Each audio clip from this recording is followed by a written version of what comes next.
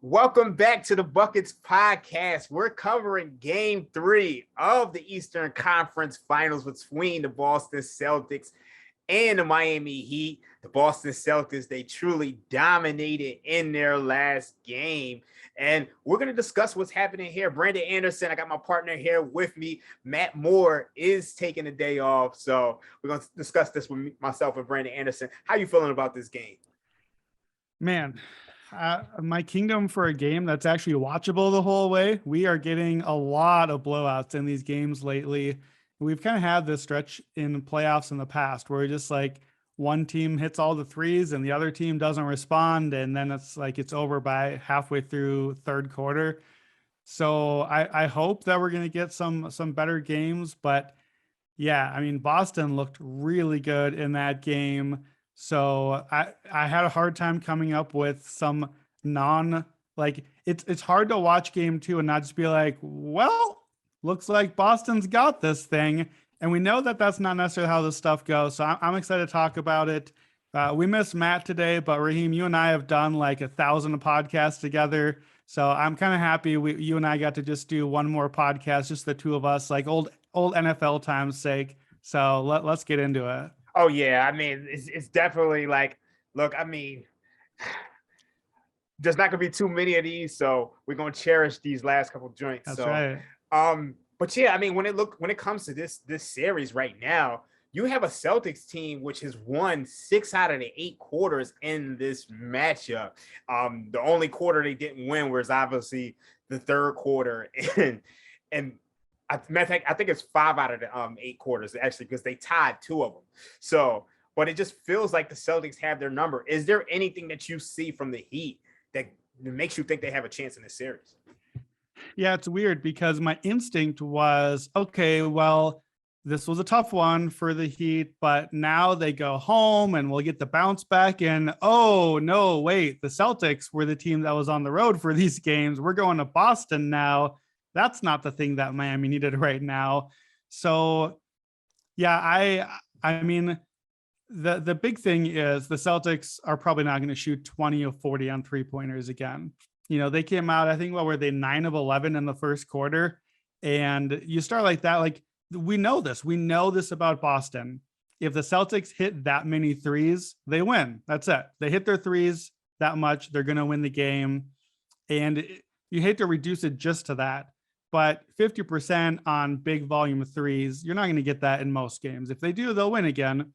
But I think if you're Miami, that's the place you start. Is like, okay, well, they just couldn't miss. We can't do much about it. We've got some things to fix. They need to tighten up the defense and get out on some of those threes. The offense, for me, is more of a worry here. You know, we talked on our Twitter spaces right before this game about how much the line had moved. That, what was it, like 4.5 down to 1, because suddenly not only was Marcus Smart back, but Al Horford got cleared out of protocols, and he was good to go. And we talked about the line moving more than we expected. And my opinion was, well, this is maybe not about, well, Smart is worth what, 2 points and Horford a half a point.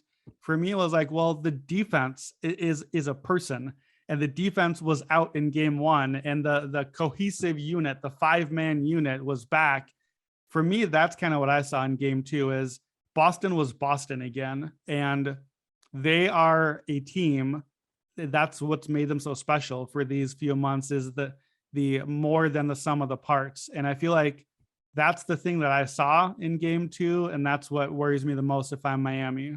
Oh, yeah, it definitely has to worry you. And I mean, when you look at what the Celtics did with their switching defense, it was really problematic. I mean, they switched 15 pick and rolls according to Second Spectrum, and they only allowed 4 points in the first half.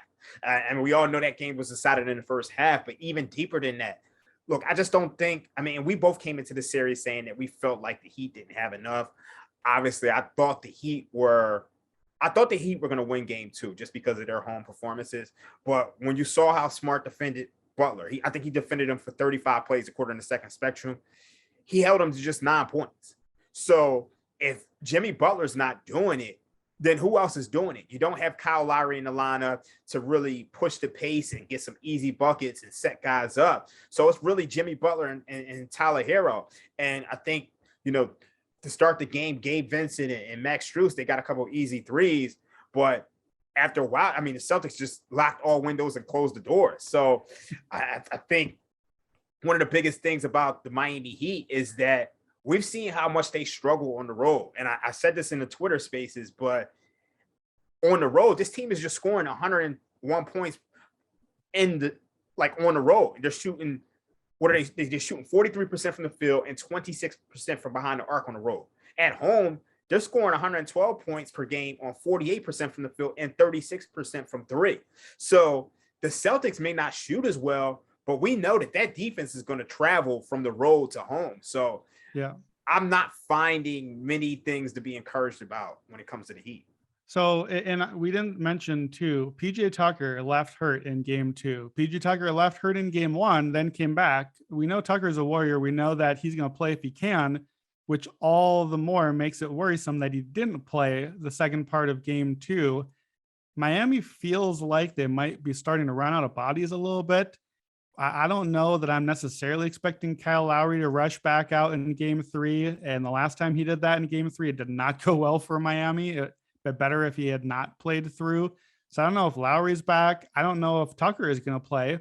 I think the books don't know either because we're not really seeing too many Miami props up yet. And usually that's kind of an indication that they're not too sure what the lineup will look like. Of course, we're recording this on Friday, so we're ahead of the game by a day. But we always have to be careful to not coach these teams ourselves. We don't know what the coaches will do. But if you're Miami, Boston's defense has looked this good, and let's assume Lowry is out and PJ Tucker is out. So you're missing 2 starters, 2 guys who would have played like 70 minutes. You need some scoring. You need some answers. If you're Miami, what answers might you try? Like, do you have any ideas of what would you do to find some offense or to buy some minutes somewhere if Lowry and Tucker are both out? I think the problem is, look, I mean, you could play Duncan. I mean, Duncan Robinson played 14 minutes yesterday. He was 0 for 4 from 3, -6 in the game, but he can't guard anybody. They're going to hunt him down. So, like, Duncan Robinson seems unplayable. They're playing Victor Oladipo, and he's not doing much. Like, it's just, I just think they're caught up in a position to where you don't have enough offense, but you also don't have enough defense. I mean, and when you look at the first half of game 1, it felt like the Celtics got whatever they wanted. Like Jayson Tatum, I mean, like he can get whatever he wants in this series. Same thing with Jaylen Brown. So it's just, I'm going to be honest with you. I like the Celtics in 5. Wow. Okay. Yeah. Like, I mean, like, I think you can get that at plus 320. When you look at the fact that, look, the Celtics are 6.5 point favorites in game 3. They're probably going to be the same in game 4. That you're looking at a minus 270 on the money line. And then if they were to win the next 2 games, they're going to be favorites in game 5. So that's the pick that I like. Do you have any picks for game 3 or anything for the series? Yeah, that's interesting. We talked about this in the Slack a little bit. I have a hard time getting to Boston in 5 just because to beat this Miami team 4 times in a row, like I feel great about Boston in the series right now. We don't want to make too much of one game, but I don't think we're making too much of one game. Like we're kind of, what we saw in game 1 is about what we expected coming off of game 7. What we saw in game 2 is more what we expected from the series, the 2 of us. And so I think we're right. I think we're right to like Boston in the series. Boston minus 1.5 in the series. So to win in 5 or 6 games, that's at minus 130. We're kind of opposite of what we normally are here. You're looking for the juice on the big payout for Celtics in 5. I have a hard time seeing, the Heat are not the 76ers. The Heat are not going to fold up shop and make Cancun flights. Like, they're tough. They're mentally tough. They're physically tough. They're going to battle. They're going to make you fight and earn it. And even if they are truly outmatched in the series, which, they might be from what we saw in game 2, even if they are, I don't know that they just lose 4 in a row. So I'm not sure I want to bet on that. Celtics in 6 always seem like the outcome to me because that's a home game. You're giving Miami a chance to either steal one of these on the road, which they absolutely could. We know Miami also looks great when their shots fall, and they still get a game 5 home elimination game in your scenario where you're playing for your life, I don't think I agree with you. I think Miami still is favored in that spot. I think you'd have to make Miami a favorite at home, as good as they've been, backs against the wall. So I don't know if I want to go all the way to Celtics in 5. I definitely like them here. I definitely like them the series. I tried to look for, okay, I like the Celtics. I don't know if I want to take the cover. 6.5 is a bunch of points in a series where we're expecting kind of lower scoring, closer games. We won't have that yet, but I don't know if I want the cover. So I try to think, okay, if the Celtics do win, I don't want to play the money line. I don't like playing the big juice on the money line. How can I play a money line without playing a money line? Here's the 2 ways I came up with. So my main play is this: Celtics over 107.5. Boston has scored more than 107.5. So Boston scored 108 or more. They've won 9 games this postseason. Guess how many of the 9 games they've gone over that number? What do you think? I'd say they played 9 games. I'm going to say 6.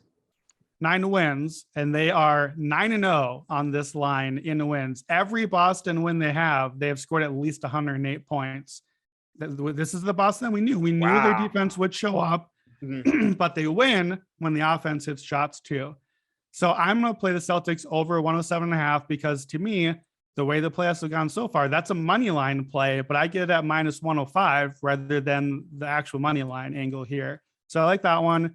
The other one is, we know Marcus Smart came back and juiced the defense. I think he helped the offense a lot too.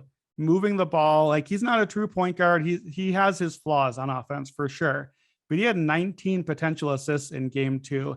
He's not going to have as many actual assists as he did because they're not going to hit so many shots, but 19 potential assists, that's a high number. Like, that gives you a good shot at getting double digits. When you play Smart over 6.5 assists, he has gone over that line in 5 straight Boston wins. When Smart is getting assists, when he is getting into things and hitting the shooters and they're making the shots, Boston wins. It's all correlated. Smart's over that in 3 straight against Miami this season.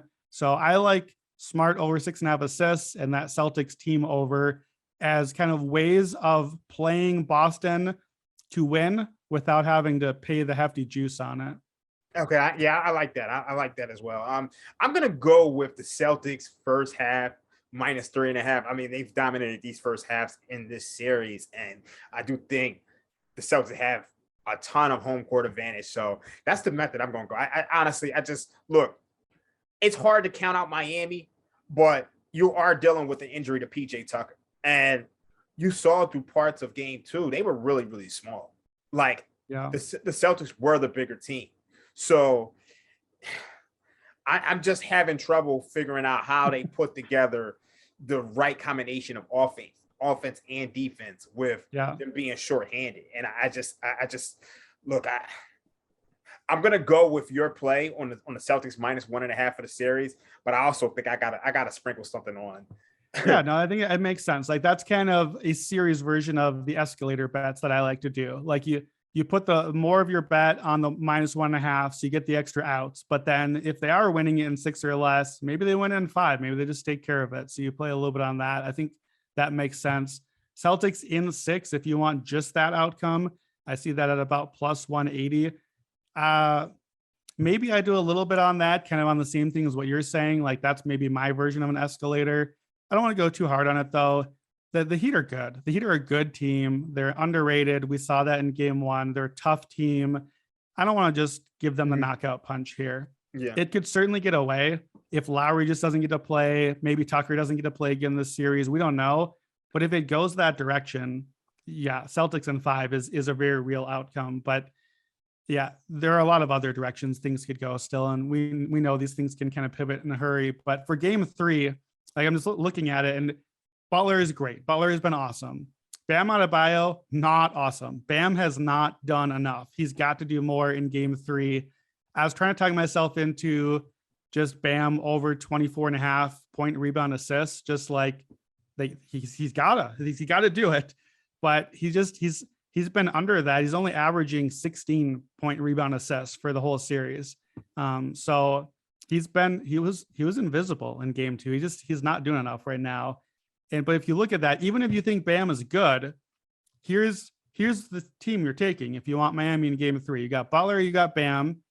You're starting Gabe Vincent and Max Strus, two guys you've never heard of before the season, two undrafted dudes who've been good. They're good role players, but those are your third and fourth best players now for Miami. Your fifth starter maybe is Duncan Robinson. I don't know. The guy who literally can't get on the court for the last 3 weeks. You got Tyler Hero off the bench, who was not good in this game and struggled against Boston's physicality. You got Victor Oladipo, who literally didn't play until the last 2 weeks of the season for Miami. That's it. That's the rotation. These are the answers that you've got. And heat culture and mentally tough and all that. But Boston is really good. And if I have to choose Gabe Vincent and Max Strus and bench Duncan Robinson and deathbed Victor Oladipo, and I had to pick them against Boston, I can't get there. I don't know how to talk myself into Miami, not on the road. Yeah, I can't talk myself into them either. I mean, look, game 2, when you look at the role players, Tyler Hero, Dwayne Dedmon, Caleb Martin, Victor Oladipo, they were, look, minus 33, minus 27, minus 13, minus 15, respectively. I mean, so it's just the role players aren't producing. And it's just, to me, it's not enough around Jimmy Butler at all. I try not to overreact to one game of this series, but I felt like that game 2 was kind of a must win for Miami just because of how poorly they performed on the road. And the way they lost that game, to me, especially coming off of game 1, in which it felt like the Celtics dominated that first half. They fought their way back in the fourth quarter after a disastrous third quarter. It just felt like the Celtics ran out of gas. So I'm just not seeing much there. So let me ask you this, Raheem. We've done this, and when we did some of our NFL games too, and we'd get when you and I are in such lockstep, usually that's good. That you should bet this. If you're listening, when Raheem and I are both so much on the same side, that has a very strong history for us. But we can never be sure about these things. So I want to just make us devil's advocate ourselves.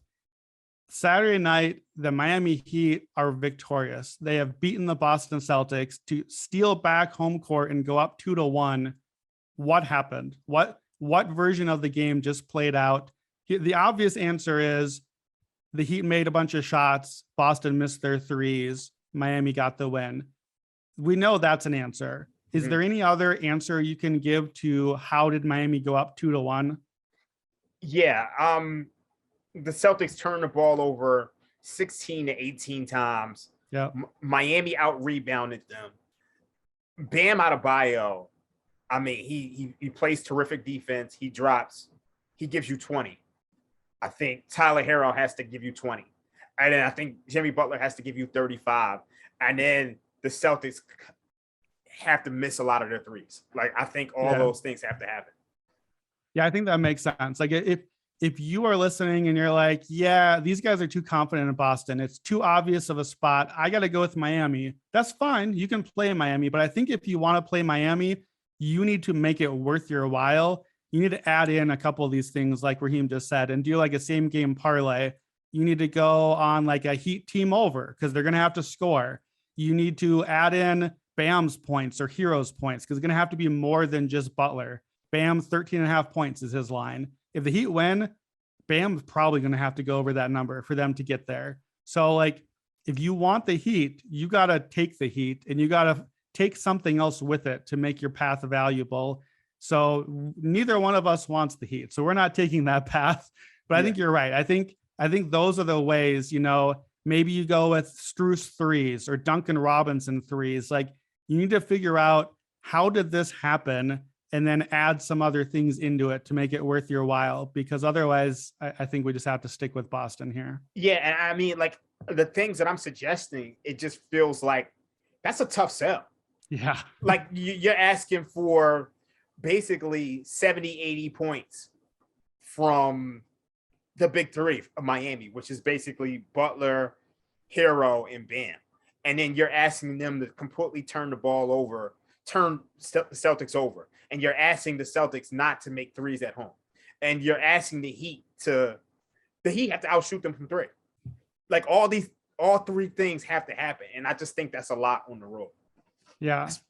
I got one more idea. I'm looking up the line here while I'm mentioning it, but before game 2, Raheem, and I kind of got on you about this. We talked about what's the series look like after 4 games, and you are staunch on, I think it's 2-2 going back to Miami. And obviously now the script has changed a little bit because part of your read on that was Miami in game 2. So I want to know now that the Heat lost game 2, do you still think 2-2 back to Miami? I assume not, since you're saying Celtics in 5. I'm going to be honest with you, and I hate to turn around this much, but I just think we have more evidence than not that the Heat are overmatched at this point. And then with PJ, we still don't know the status of PJ Tucker. They announced today that PJ Tucker is going again for an MRI, so he might not play. So I think that's a game changer. Obviously, we still don't know the status of Lowry, and I think through the first 2 games of the series, we saw that Jimmy Butler, he has to do pretty much everything himself, and I think that's the problematic thing for me. Yeah, I agree. I'm looking. I'm not finding it, so maybe this line just won't be available. But before game 2, you could play the what will be the series result after 4 games.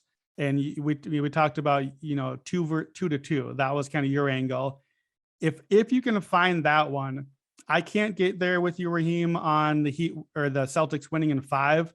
I don't know if I want to put that much onto that game 5 home elimination spot. Yeah. But I absolutely can get there on Celtics to go up 3-1 for Boston to win both of these home games. That's the number that I want to look for. And that way I don't have to worry about the home elimination game 5. I don't know if that's out there. So I'm going to look for it. Maybe that will add later on. But if you can get that series result after 4 games, if you can get a Boston to be up 3-1, I think it sounds like both of us like that outcome quite a bit if you can get that at a decent number. Yeah, I like that. I definitely like that. Because, look, the Celtics are massive favorites in game 3, 6.5. I think if they win that, they'll even be greater favorites, depending on how it happens. So, we're looking at 6.5, 7, especially if the market takes it somewhere. I agree. And I just think they win these next 2 games. All right, so I got Celtics over team total 107.5. I'm going to do Marcus Smart over 6.5 assists. Those are both kind of correlated on me expecting Boston to win. Those are my best bets. I probably will play the Celtics -1.5 on the series too. Remind me what your best bets are here. I'm going to Boston Celtics -3.5 in the first half. They dominate these first halves throughout the series. I think that continues at home. All right. Well, we'll see if Boston takes care of it. All right, that's it for Buckets. We're going to catch you later. Make sure you check us out every single day. We're doing this all throughout the playoffs. We missed Matt for this episode, but we kept it going. Brandon Anderson, Raheem Palmer, Action Network, Buckets. Y'all know how it's going down.